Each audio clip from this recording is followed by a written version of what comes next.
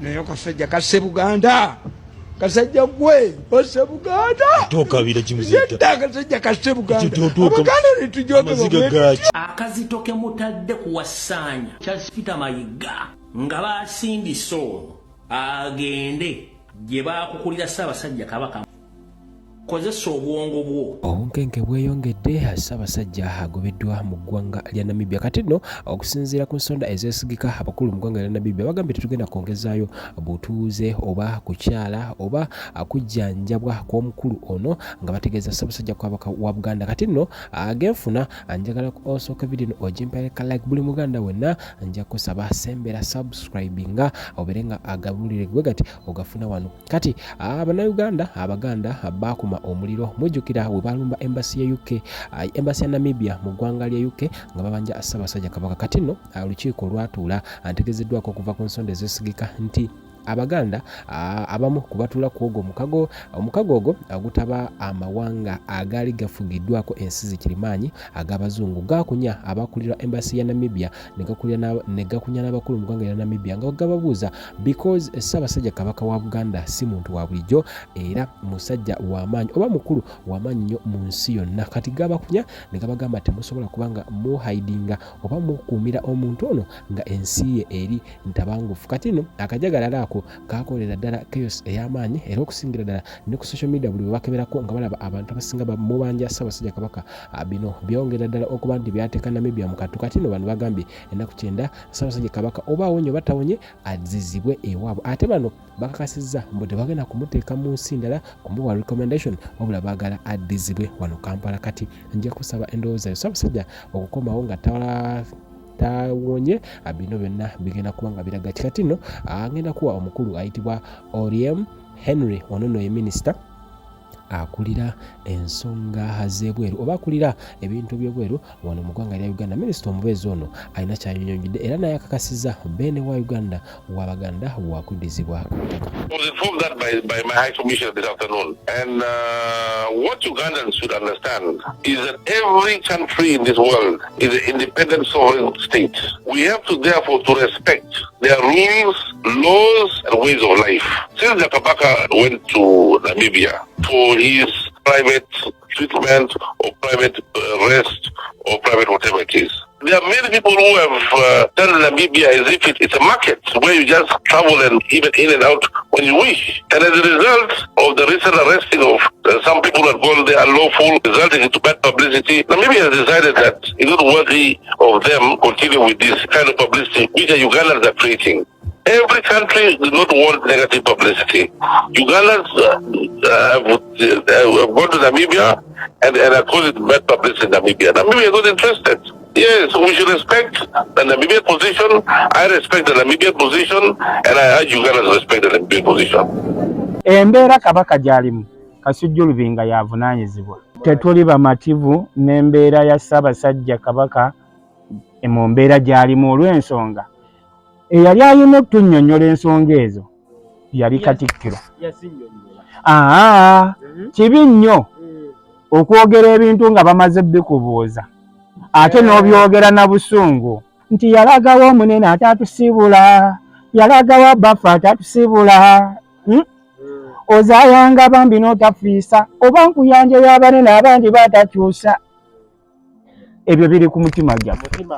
Awo waliwo ebibuuzo bingi nti bangi batono abasobola okwogera ebigambo byenjogera naye ng'ate bangi ababifiiringa abandyagadde okumanya nti Kabaka waffe ali luddawa naye nga tebasobola kwogera. N'abasobola okwogera gye bali nga basirise kuba Kabaka si wa byabufuzi tuli mu nnono yaffe n'obuwangwa.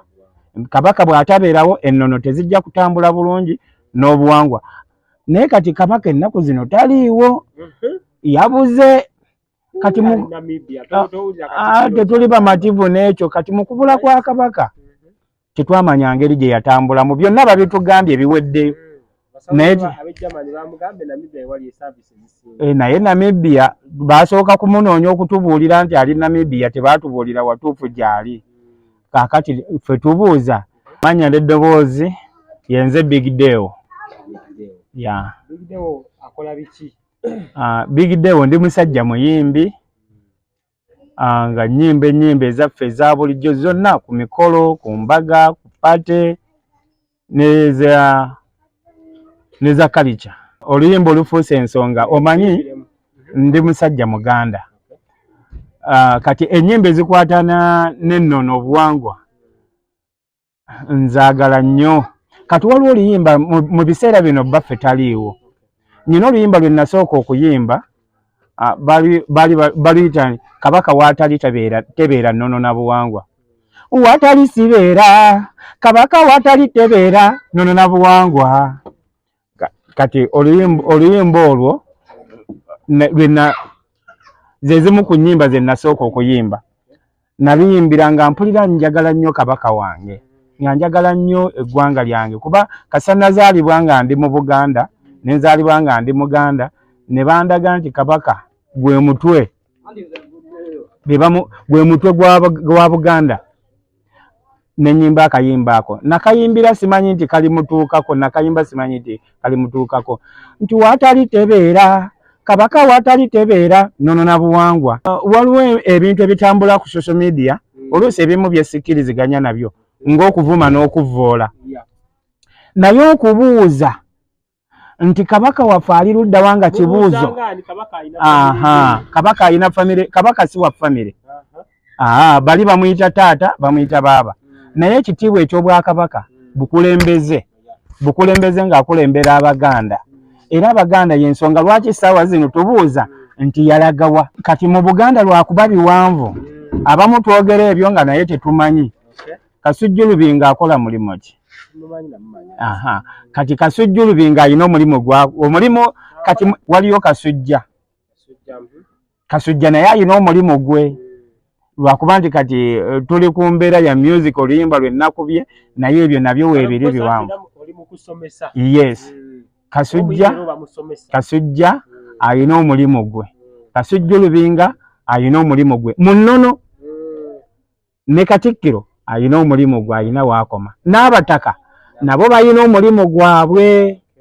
Kaakati gwe boddira wadde tulina ekitiibwa ekyakamala byonna, sikuyisaamu maaso ssebo w'ekitiibwa. Naye olina loolo yo w'olina ogizannyira, n'abalala balina we balina okuzannyira loolo yaabwe. Abataka abaavuddeyo tubakulisaayo, mukulikeeyo. Naye ogwammwe mwagukoze. Ekibuuzo kyo bakizzeemu. Wadde nga tebazzeemu kibuuzo, naye tulina waliwo mu luyimba lwange luli olugamba nti Kayuki nze ndi Muganda, obuwangwa bwange mwenyumirizaamu empisa n'ennono, nze naye nnyinza ky'okuyimba n'essimu wano n'omuzzukulu wa Mwanga. Mulimu paati egamba nti wendigwa w'oligwa ekyo beene ndayira. Kaakati Abataka awo baatuuseewo. Abo baasobodde okukkiriziganya n'eyo ensonga nti tugende tulabe Kabaka embeera gy'alimu. Abo baakikoze nti wendigwa w'oligwa. Wadde nga baakomyewo nga tebalina ansa, naye waliwo akafaananyi ffe abakkiririza mu nnono n'obuwangwa ke twafunye nti baagezezzaako. Bakubuuza nti olwatta omwami Nalumanya kiki kye wakola? Omuntu taakirowooze, bikoze abantu abasinga bali ku intaneti kuno babakuba. Bagamba nti abakulu bano bakozesa lukujjukujju kubanga n'olukiiko lwabwe tebaamanya nga bagenda nga bo. Kaakati mu bayimbi abali mu Uganda sinze alimu nzekka, naye nze abuuza nti yalagayo omunene ataatusibula, yalagayo Baffa ataatusibula, ozaayanga bambi n'otafiisa, oba nkuyanja y'abanene abangi baatakyusa. Oluyimba abantu mbeeyanza banna TikToker n'emikutu emirala mwebale. Oluyimba nakaluta ennaku 3 naye luli mu mutwalo gumu n'okusoba. Lukoze bulungi. Banna TikToker mwongereemu, mikwano gyange bambi mwagale ebituvaamu. Tulina bye tusobola okukola ne tukoleramu amannya, naye tetubyagala. Tetwagala tuyimbe kasasiro wa bigambo ebyesitaza n'abaana abato. Era abazadde n'abasomesa ku masomero, abazadde batereeza abaana baabwe mu layini, abasomesa ne bagenda ku masomero ate ne babajja mu layini. Ebiyimba ebyo ebitategerekeka ewaka tetubiteekamu, naye ate ku masomero abasomesa ne babiteeka mu sound abaana ne babiyimba ekitali kirungi. Music industry generally bakulisivinze bati bageze tebanyaniriza bulungi ge mazima tebanyaniriza bulungi kuba luno si lwe luyimba olusoose ate ennyimba nnyingi ze nnyimbyeko nze nnyimba ku miramwa nina oluyimba baluyita obulamu bwe bugagga lutandika mu buto nali ndowooza nti bwe ndikula nja kufuna ensimbi nzimba ennyumba nga nnungi bwetyo mu kolansi egamba obulamu bwe bugagga nga wadde ekitiibwa ky'omulamuzi ba nsimbi abayina ssente bangi ng'amagulu gali ku bisenge waliwo luno ebigambo tebigula mata mwana wange nyiikira okole nga bw'osaba ne Katonda akuyambeko mu by'okola naye olowooza babiwulira baagala gali kati simanyi bagamba nti ensi ekula naye ensi bw'eba ekula tekula kwonooneka